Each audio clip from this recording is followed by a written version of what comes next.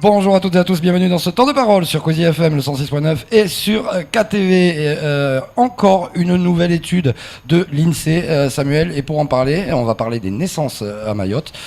C'est Jamel Mekaoui, le patron de l'INSEE qu'on reçoit. Jamel Mekaoui, bonjour. Bonjour. Alors c'est toujours un plaisir de vous recevoir sur le plateau, parce que vous êtes charmant, mais en plus parce que à chaque fois que vous sortez une étude, ça fait le buzz. Ça fait le buzz et celle-là, celle que vous venez de sortir, elle est juste incroyable, j'ai envie de dire. Oui. Alors d'abord, il faut savoir que là, on est sur les statistiques d'état civil. Donc l'état civil, c'est une des missions régaliennes de l'INSEE. C'est l'INSEE qui est en charge de l'immatriculation de l'ensemble des personnes physiques à Mayotte et en métropole. Oui. Et en pratique, quand un enfant naît, les parents vont le déclarer à la mairie. Et une fois qu'il est déclaré à la mairie, ce fichier est remonté dans le fichier central géré par l'INSEE qui l'immatricule. C'est ce qu'on appelle assez usuellement le numéro de sécurité sociale. En pratique, c'est un numéro INSEE. C'est l'INSEE qui le numérote. Donc c'est vrai pour... c'est l'INSEE qui... Moi, mon numéro de sécurité sociale, le 1,70, 12, 14 et ainsi de suite, c'est vous qui l'attribuez. C'est nous qui l'attribuons avec... Bon, je vous expliquerai à un moment donné les 14 codes, mais ça vient de l'INSEE en pratique. Et donc du coup, assez usuellement dans l'ensemble des territoires, on a usage de faire des statistiques là-dessus, au-delà de notre mission régalienne, de voir un peu ce qui se passe et ainsi de suite. D'ailleurs, avant-hier est sorti le nombre de naissances 2016 pour la France, c'est pour ça qu'on l'a sorti en même temps, avec 784 000 naissances enregistrées en France. Donc on est tombé au même moment, et du coup, ça a un petit peu mis de temps à se mettre en place à Mayotte, parce que les remontées d'informations dans le système administratif étaient très lentes. Ouais. Il y a quelques années, on mettait quasiment 6 mois pour arriver à immatriculer un enfant. Aujourd'hui, le système est comparable à celui qui est en métropole, on est à 3 jours en moyenne. Les mairies ont fait des gros efforts, sont beaucoup informatisés, investis, ce qui nous permet d'abord d'avoir un rôle régalien plus abouti pour notre mission, et d'autre part d'avoir des chiffres statistiques. Ça fait notre autre cœur de métier, et qui permet justement d'évoquer, d'éclairer le sujet que l'on évoque. Alors, une fois que c'est dit, qu'est-ce qu'il y a dans l'étude et qu'est-ce qu'on raconte ? Alors, la première chose, c'est que ce qu'on a noté, c'est que 2015 et 2016 sont des années totalement particulières. On était bon an mal an entre 2007 et 2014 sur des naissances qui tournaient entre 6 et 7 000. C'est ça. Il y avait quelques variétés, bon, plus ou moins, mais bon an mal an, le message était assez clair. On avait même constaté une légère diminution en lien avec l'efficacité des politiques de maîtrise de la fécondité, le 1, 2, 3 basse. Ah oui, d'accord. Donc ça 6, 7 000, on était habitués, on n'avait pas de grandes nouveautés à avoir. Et je dirais 2015 d'abord était surprenante, avec 9 000 naissances. Donc très loin des 7 000 en moyenne que j'ai évoqué précédemment. Et là, 2016, on atteint un nouveau seuil en arrivant à 9 500 naissances. Donc bien au-delà de nos usages. Donc est-ce que c'est un phénomène ponctuel 2015-2016 ou est-ce que c'est une tendance de fond ? On ne peut pas y répondre. Mais en tout cas, on met l'accent sur ce phénomène relativement inédit et sur cette augmentation, ce record de naissances pour le territoire de Mayotte qui est évoqué ici. Alors je précise bien le point de référence 7 000 parce que 9 500, on ne sait pas trop ce que ça veut dire en soi. Est-ce que c'est beaucoup, c'est pas beaucoup ? Il faut le regarder au regard des années 2007-2014, où le nombre de naissances tournait autour de 7 000. On est bien d'accord, mais ça fait quand même une hausse constatée de plus 45% entre 2013 et 2016. Tout à fait. Il y a une croissance impressionnante qui n'était pas forcément attendue au niveau statistique, parce qu'on était plutôt dans une diminution de la fécondité. Si je rappelle quelques chiffres, on était passé de 5 enfants par femme à 2007 à 4 enfants par femme. Tout à fait. Donc, même si la population croissait, on s'attendait plutôt de manière naturelle au sens démographique du terme à une diminution du nombre de naissances. Et là, on se retrouve dans une tendance inversée qui a abouti à un chiffre de 9 500. On verra les années prochaines, on sera vigilant pour voir si le seuil est dépassé ou si on le réduit. Mais est-ce qu'on sait pourquoi ? Alors, est-ce qu'il y a une étude qui vous permet d'amener des éléments à savoir pourquoi il y a ce bondissement du nombre de naissances ? On ne sait pas pourquoi, mais on sait qui. Pourquoi il y a plus de naissances, c'est un petit peu compliqué à répondre, les causes peuvent être assez multiples. Ce qu'on sait en revanche, c'est que cette croissance de naissance, elle est essentiellement en lien avec les mères nées à l'étranger. D'accord. C'est ça, on va prendre des statistiques très claires, très simples, que vous avez révélées hier. C'est dans les naissances d'enfants de pères et mères français, ça représente 19% des naissances à Mayotte. Et de pères et mères étrangers, c'est 42% des accouchements, enfin des naissances. C'est-à-dire que le ratio entre les deux, le delta, il est juste considérable. Il n'y a que 19% d'enfants de parents français qui naissent au CHM, et contre 42% qui sont issus de parents, pères et mères étrangers. Oui, après, il y a l'intermédiaire des couples mixtes qui sont importants aussi à Mayotte. Ah oui, non, mais bien sûr, mais je prends juste ce premier rapport. On va venir aux autres après. Oui.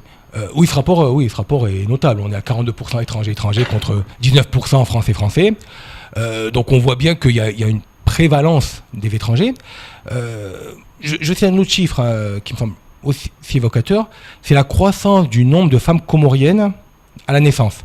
Entre 2014 et 2016, ça a cru de 2000. Pendant le même temps, les natifs de Mayotte ont cru de 100 en naissance. Et petit phénomène à noter, entre 2015 et 2016, la toute dernière année, on a eu une croissance, certes marginale mais notable, du nombre de femmes malgaches. On est passé de 280 à 470. Donc on n'est pas du tout dans les mêmes ratios de croissance. Oui. Les femmes natives de Mayotte, elles sont à peu près stables. Les femmes natives de Comores entre 2014 et 2016 ont nettement cru, plus de 1000. Et Madagascar, c'est un phénomène qui peut être en émergence, on sera vigilant dans les années à venir. Ça, nous, on le voyait dans les faits divers, dans l'actualité du quotidien, avec notamment des Kinga qui viennent de Nosibé et qui importent aujourd'hui des populations malgaches comme les Kwassa peuvent le faire. Et on s'inquiétait de savoir s'il y avait un nouveau circuit d'immigration clandestine qui venait en provenance de Madagascar. Les chiffres tentent à le prouver d'une certaine manière. Oui. Alors, on ne fait pas le lien direct. C'est vrai qu'on peut rapidement faire le raccourci. On ne connaît pas la situation légale des personnes à la maternité dans l'étude. On sait quelle est leur nationalité, quel est leur lieu de naissance. On peut envisager qu'une grande partie d'entre elles ne soient pas en situation régulière, mais on ne peut pas l'affirmer en l'état. D'accord, oui c'est vrai. Ça ne dit pas, quand on dit 42% des enfants sont nés de pères et mères étrangers, ça ne dit pas s'il y a un titre de séjour ou s'ils sont irréguliers. On l'a pas dans le fichier d'état civil. D'accord. Pour savoir de tous ces enfants là, papa maman étranger, couple mixte, bon alors ceux papa maman français, ils sont français. Quelle est la différence entre, parce qu'on entend souvent parler de droit du sol, mais ceux qui ont un parent étranger, c'est le droit du sol ou c'est autre chose? Non, le droit du sol en fait c'est ce qui s'applique quand quelqu'un atteint sa majorité, qu'il est né en France pour acquérir la nationalité. D'accord. Là en 2016 pour les enfants qui sont nés, on a 4 sur 10 qui sont nés de 2 parents étrangers comme l'a signé Samuel. Et 6 sur 10 qui ont au moins un parent français, voire les deux. Donc il y a 6 qui vont accéder à la nationalité dès leur naissance. Les 4, on verra en fonction de l'évolution des législations, quand ils vont grandir, ils vont accéder à la nationalité par ce fameux droit du sol. Les autres, c'est l'affiliation. L'autre, c'est l'affiliation directe. Même si un parent est étranger. Il y a un parent français. D'accord, l'affiliation du parent qui est parent français. Alors, et juste pour compléter ce propos, là on a 42%, mais en 2014 on était à 28% de parents étrangers. Donc jusqu'à présent, les enfants français à la naissance étaient très nettement majoritaires. Donc la question du droit du sol ne s'appliquait, entre guillemets, en 2014, que pour un quart des enfants nés sur le territoire. Là, on approche des 50% tout de même, hein. Donc il y a une grosse explosion. Là, il y a une explosion importante. Alors le fait qu'il y ait beaucoup plus de femmes natives de l'étranger qui enfantent conduit à ce qu'il y ait un peu plus aussi de pères-mères étrangers. D'accord. Alors, sur les 9500 naissances, c'est considérable parce que vous le disiez tout à l'heure qu'il y avait 700 et quelques mille naissances en France. Est-ce que les statistiques de Mayotte sont comprises dans ce chiffre-là? Oui, tout à fait. D'accord. Depuis 2014, elles sont intégrées. Mais nous sommes 65 millions de Français, grosso modo. Pour 700 000 naissances, nous, on est 212 000. Ça, c'était le recensement 2012. On va dire peut-être 250 000. Et 10 000 naissances, c'est 9 000, proportionnellement parlant, c'est juste considérable. Oui. Alors, dans l'étude, on a fait une comparaison avec territoires on essaie de comparer toujours quelque chose, on a comparé avec la Guyane. La Guyane, souvent, on parle beaucoup de fécondité, c'est des sujets qui ont été largement abordés au niveau national. On est 2200 au-dessus de la Guyane. Ouais, c'est énorme. Oui, donc on est la Guyane, qui est souvent le point de comparaison, souvent utilisé au niveau métropole, est très très loin des ratios qu'on évoque pour Mayotte. Et si je reprends mes mères étrangères, nous on est à 74% de mères étrangères, la Guyane est à 51%, et la Seine-Saint-Denis, qui est le département français où le taux d'étrangers le plus important, est à 41%. Ouais. Donc on n'est pas du tout dans les mêmes ratios. Alors pourquoi est-ce que je vous pose la question de rapport avec le nombre de naissances au niveau de la nation? Parce qu'aujourd'hui il y a un fait nouveau, dans le classement des nationalités qui sont représentées en France, aujourd'hui la nationalité comorienne apparaît dans les statistiques nationales.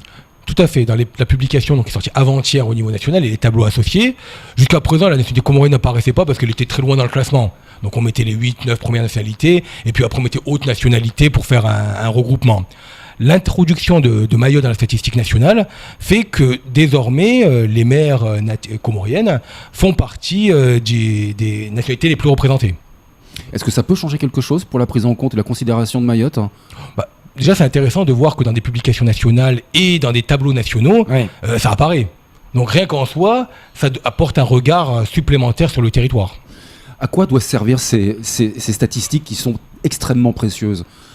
Ça va servir aux politiques publiques. Vous les destinez aux autorités pour qu'elles puissent réagir et peut-être dimensionner un appareil santé en fonction d'un état de fait. C'est à ça que ça doit servir? Oui, ça c'est toujours le cadre général.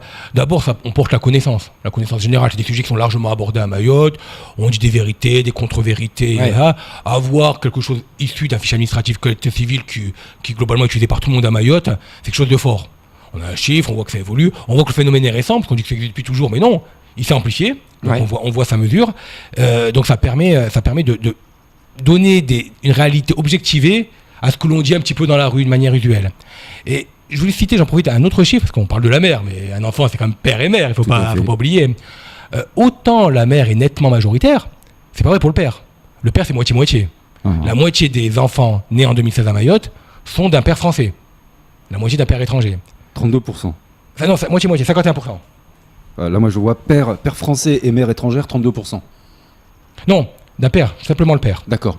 Le père tout seul. C'est-à-dire qu'après, vous avez faut additionner. Okay, mais simplement le père, vous avez 51% de pères français. Donc vous voyez bien, et ça rejoignait une étude qu'on avait fait sur les couples. La mixité est forte à Mayotte. Ouais. Très très forte. Ouais, c'est pour ça qu'on a beaucoup d'enfants français au final. On a beaucoup de mères étrangères, soit. On a quand même beaucoup de pères français. Et donc, quand on mélange un peu le tout, on arrive à une majorité d'enfants français. C'est ça, il y a un différentiel qui est absolument colossal. Il y a 7% de mères françaises avec des pères étrangers. Mmh. Il y a 32% de mères étrangères avec des pères français. C'est-à-dire qu'il y a beaucoup plus d'hommes français qui vont épouser, en tout cas avoir des enfants avec une femme étrangère, que des femmes françaises qui vont aller chercher des pères étrangers. Tout à fait. Ça, on l'avait déjà vu dans l'étude couple, mais là on voit la conséquence. Les couples, c'est des enfants en bout de chaîne. La mixité, elle est plutôt du côté père français, mère étrangère. Ouais, c'est vraiment... l'écart est drastique. Ah oui, complètement. Alors là aussi, on en parlait tout à l'heure, il y a l'émergence véritablement de la population malgache, des naissances malgaches. Mais il y a aussi d'autres pays. C'est quoi? Quelle nationalité on peut retrouver? Mais il n'y a pas grand-chose. On a trentaine, vous pouvez imaginer quasi tous les pays du monde qui sont représentés. Il n'y a pas une nationalité. Souvent, on parle des Africains de l'Est à Mayotte, comme Kwame, etc. Mais en réalité, au niveau statistique, c'est dérisoire. Je pense que quand on parle de l'Afrique de l'Est, on connaît à peu près toutes les personnes que l'on évoque. D'accord. Donc le gros en fait, des naissances, si on regarde bien aujourd'hui à Mayotte, c'est principalement la nationalité comorienne qui ressort. Oui. La nationalité française, bien évidemment, mais dans une proportion bien moindre, et la nationalité malgache. C'est les trois pôles de nationalité tout à fait. naissance. En fait, l'avantage de Mayotte, au niveau statistique, c'est que le territoire est relativement simple. 2 destinations de migration prioritaires qui rendent l'analyse plus simple, par exemple, qu'en métropole où le nombre de nationalités est beaucoup plus divers.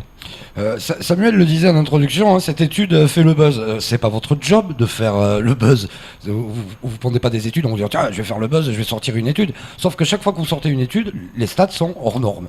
Oui, ce qui est important en fait dans ces éléments-là, et pour les politiques publiques qu'on évoque, c'est de montrer la singularité du territoire. Ouais. C'est vraiment important parce que si on n'a pas tous ces résultats, je ne vais pas prendre tous les chiffres qu'on a sortis depuis quelques années, mais si on ne voit pas ces résultats, on ne comprend pas toute cette singularité. On dit, par exemple, tout le monde me dit, comparons à la Guyane, la Guyane, c'est pas la même chose. Comparons à autre chose, comparons à la Seine-Saint-Denis, c'est pas la même chose. Il faut bien voir que toutes ces statistiques, alors d'abord elles font le buzz parce qu'elles sont récentes, c'est-à-dire qu'avant on n'avait pas grand-chose, donc du coup c'est une nouveauté d'information, c'est important, et aussi parce qu'en fait elles mettent toujours en lumière des singularités peu envisageables comme ça en l'état. Vous pourriez pas dire comme ça, si vous ne connaissiez pas le territoire de Mayotte, hormis en écoutant un petit peu les discussions, que 3/4 dans un territoire, 3/4 des mères sont étrangères. Ouais. On ne peut pas l'envisager a priori. Il y a d'autres statistiques, bien sûr. Oui, c'est officiel. Grâce à vous, c'est officiel en tout cas. Oui, on peut le dire. C'est de la discussion de comptoir. Exactement. Là, on a un chiffre, on a regardé les chiffres sans prendre parti dans le débat public, mais on a regardé exactement ce qui se passait et on a un état spécifique. Et du coup, c'est intéressant. Donc, c'est important ici, localement, pour que les gens aient des chiffres partagés, pour qu'il y ait des éléments de discussion. Mais je dirais que c'est presque encore plus important au niveau national, d'avoir cet élément de lecture, cet élément de compréhension d'un territoire assez compliqué quand même, assez complexe, qui nécessite vraiment une analyse de profondeur. Et souvent, ce que je dis, c'est que Mayotte, on veut souvent coller des dispositifs. C'est normal, on est en départementalisation, mais il faut le faire, il faut converger évidemment, c'est le sens même de la départementalisation, mais on ne peut pas faire l'économie d'une réflexion. quand on a des chiffres qui sont autant différents dans tous les éléments, on ne peut pas se permettre l'économie d'une réflexion, quel que soit le sujet que l'on aborde. Oui, c'est ça, parce que moi, c'est ma conclusion dans l'analyse de ce que vous avez de votre étude, c'est qu'en effet, ça fait une salle de classe par jour en naissance, ça fait 26 enfants, mais donc ça fait 365 salles de classe à construire pour les politiques publiques sur l'avenir, si on reste sur ce niveau de naissance. Hein. Et ça fait 7 collèges et 7 lycées par an. Et avec des familles où on ne pratique pas forcément la langue française de manière totalement maîtrisée. Tout à fait. Et alors attention, parce que tout à l'heure on le disait, cette étude ne dit pas si les personnes ont un titre de séjour ou si elles sont en situation irrégulière, mais l'étude ne dit pas non plus si les personnes étrangères qui naissent sur le territoire, les enfants, ont vocation à rester sur le territoire ou si elles y restent. Oui, on ne sait pas. Après, on sait au moment où ils sont nés. Après, on peut envisager tout, qu'ils soient repartis, qu'ils soient restés. Ça, là, on va bientôt commencer le recensement, donc c'est le sujet d'après. Ce sera le recensement qui va nous permettre de donner un état des lieux précis. Là, on a un état de la naissance, de la natalité, des comportements de fécondité à un moment donné. C'est ça qui est vraiment important. Après, ce qui est un peu difficile, quand on a des chiffres comme ça qui fluctuent beaucoup, là, on a parlé d'une classe de cheval par jour, c'est des choses qu'on reprend. Mais en fait, on ne sait pas bien combien il y aura de naissances en 2018, en 2019, en 2020, là, nous. Non. On était à 7000. On était assez contents, entre guillemets, parce que 2007-2014, on avait quelque chose qui était tendanciellement relativement cohérent, et paf, 9500. Moi, je suis incapable de vous dire combien il y aura de naissances à Mayotte en 2018. Est-ce qu'il y en aura 7000, est-ce qu'il y en aura 9000, est-ce qu'il y en aura 12000 Déjà en 2017. Pour le moment, en 2017. Déjà 2017, oui. Si on a quelques. Moi, j'ai pas d'indicateur de naissance intermédiaire. On pourrait envisager avoir quelques estimations de tendance que je n'ai pas là. Mais c'est très très difficile de se projeter dans un univers aussi fluctuant. Donc le 9500, il est pas que important par son ampleur, il est important du fait qu'il sort des tendances que l'on avait mesurées par ailleurs. Et il est très très rare de trouver des territoires dans le monde où on a des événements aussi majeurs. Généralement, il faut quand même des petits problèmes, des guerres civiles, des problèmes globaux pour arriver à ça. Plus 45% de naissance, c'est quand même juste colossal, quoi. Mais je pense que si on regarde, on n'a pas regardé, mais je pense que si on regarde l'ensemble des territoires de France ou même d'Europe, on ne trouvera pas quelque chose de cette nature. Oui, ça m'étonnerait, effectivement, on le saurait. Merci beaucoup d'être venu vous exprimer sur ce plateau. C'est déjà la fin de ce temps de parole. On vous retrouve la semaine prochaine parce qu'il y a un autre rendez-vous. Et justement, c'est la continuité de cette première étude, c'est le lancement du recensement. On en parlera la semaine prochaine avec vous si vous le voulez bien. Avec plaisir. En 3 mots, si vous deviez résumer cette étude, le slogan de cette étude ou la conclusion. Un slogan, c'est pas le mot. Non, ce qui est important, il y a deux grands messages. D'abord, c'est la forte croissance du nombre de naissances. Et le fait que, on l'a mis quand même en avant, 3/4 des femmes